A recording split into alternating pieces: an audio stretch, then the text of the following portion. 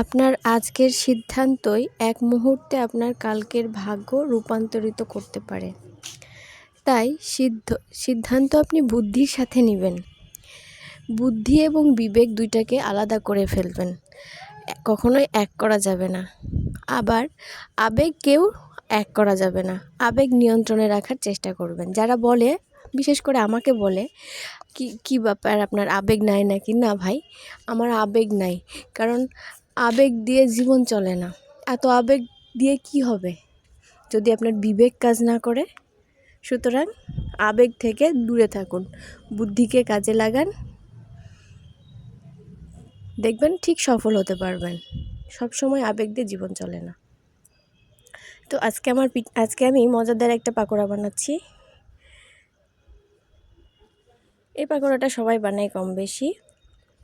আমারটা কেমন হয়েছে জানাবেন কিন্তু। আমি কিন্তু এখানে হাফ ডিম দিয়েছিলাম, ফুল ডিম দিইনি, কারণ আমি নাকি অনেক কিপটা। সবাই বলে আমি অল্প মশলায় রান্না করি বলে অনেকে মনে করে যে আমার রান্না ভালো না।